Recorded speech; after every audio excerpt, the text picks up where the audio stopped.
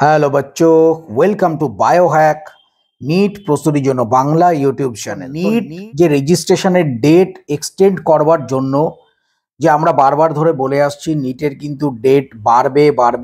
এবার কিন্তু এতদিন পর একটা জিনিস জানা যাচ্ছে, এবার কিন্তু শিওর হয়ে 100% বলাই যেতে পারে যে নিটের যে রেজিস্ট্রেশন তার ডেট কিন্তু বাড়াতেই হবে বাধ্য হয়ে এনটিএকে। কেননা এনটিএর কিছু করার নেই এই ব্যাপারে। কেন?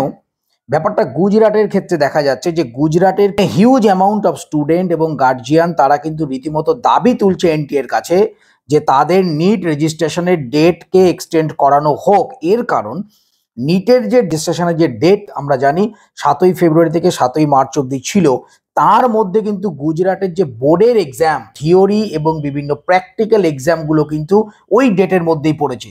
তো যে সমস্ত বোর্ডের স্টুডেন্ট রয়েছে তারা কি ওই সমস্ত বিভিন্ন রকম ডকুমেন্ট কালেকশন করবে এই সময়ে, নাকি তারা পড়াশোনার দিকে কনসেন্ট্রেট করবে? তো তারা সেই মতন প্রয়োজনীয় ডকুমেন্ট বলো, কাস্ট সার্টিফিকেট বলো বা আধার কার্ড আপডেট বলো বা কিছু প্রয়োজনীয় ডকুমেন্ট তারা হয়তো জোগাড় করতে পারেনি। একটা পরীক্ষার মধ্যে যদি এই ধরনের কার্যকলাপ হয় তাহলে তারা কি করে করবে?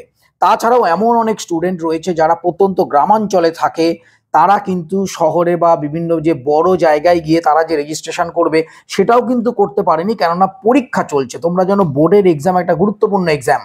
তো সেই বোর্ডের এক্সামকে বাদ দিয়ে বিভিন্ন অফিসের দরজায় বিভিন্ন সাইবার ক্যাফেতে তারা ঘুরতে পারেনি, সেই জন্য তারা কিন্তু রেজিস্ট্রেশন নিট 2025 করতে পারেনি।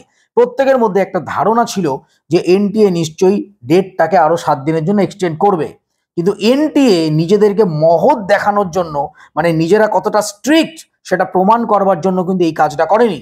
এনটিএ নিজেরাই ঘাপলাবাজি করে ভেতরে স্টুডেন্টদের ওএমআর ফিল করে নাম্বার বাড়িয়ে দেয়, স্টুডেন্টদের ভেতরে গ্রেস মার্কিং দেওয়ার নাম করে কাজগুলো করে, যেটা কিন্তু সুপ্রিম কোর্টে প্রমাণিত হয়ে গেছে এনটিএ এর যে স্ক্যাম।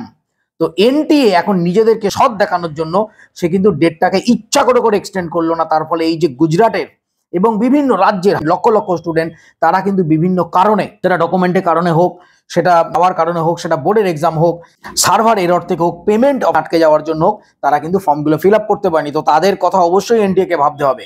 তো টাইমস অফ ইন্ডিয়ার যে নিউজ রিপোর্ট তোমাদের আমি দেখালাম, এটা কিন্তু একটা অফিসিয়াল নিউজ রিপোর্ট।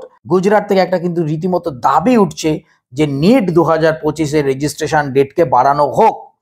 এছাড়াও আমি তোমাদের বলে রাখি, বিভিন্ন হাইকোর্টে কিন্তু নিট রেজিস্ট্রেশন বাড়ানোর জন্য বিভিন্ন কিন্তু পিটিশন জমা পড়েছে। 2-1 দিনের মধ্যেই হয়তো সেগুলো শুনানি হবে। এনটিএ কে বাধ্য হয়ে নিট 2025 জন্য রেজিস্ট্রেশন উইন্ডো অবশ্যই খুলতে হবে। আমার বক্তব্য পুরো ক্লিয়ার।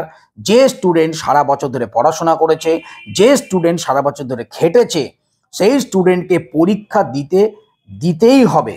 সে যেন কোনোভাবে রেজিস্ট্রেশন করতে পারেনি বলে পরীক্ষা দিতে না পারে, এই ব্যাপারটা কোনোভাবে মেনে নেওয়া যায় না। সুতরাং রেজিস্ট্রেশন উইন্ডো অবশ্যই ওপেন হবে, তোমরা প্রত্যেকে নিট 2025 পরীক্ষা দিতে পারবে। সবাইকে ভালো থেকো, মন দিয়ে পড়াশোনা করো। নিট 2025 কিন্তু ক্লিয়ার করতেই হবে সবাইকে। টাটা।